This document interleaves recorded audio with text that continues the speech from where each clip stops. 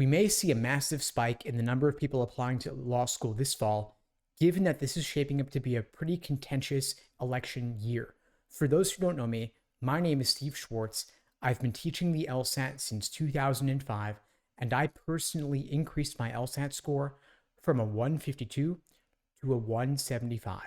Now, over the past couple of admission cycles, analysts have termed this the Trump bump. When in an election year where Trump is involved, we see a big increase in the number of people applying to law school.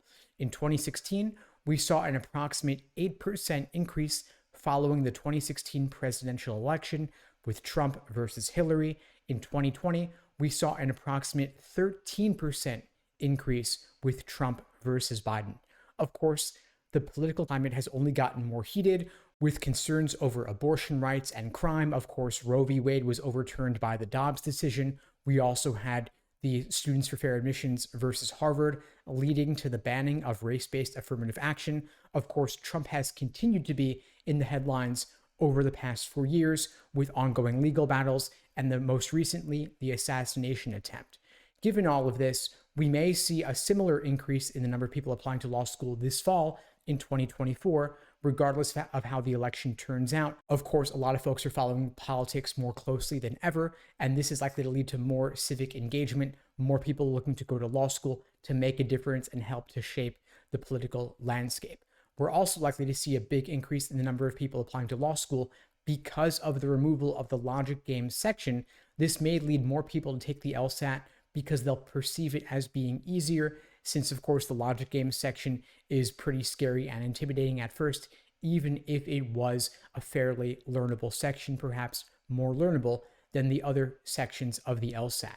Additionally, law school admissions will likely get more competitive because LSAT medians continue to rise. It used to be that getting a 173 on the LSAT put you in the 99th percentile.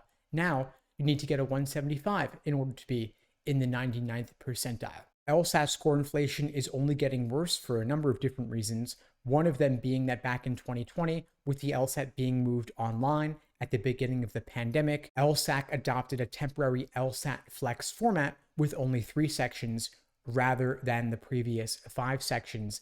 LSAC underestimated just how much easier it would be to take a shorter LSAT from the comfort of your own home rather than taking it in a stressful testing environment. And LSAC also underestimated the fact that people would have a lot more time to study while they were stuck at home all the time.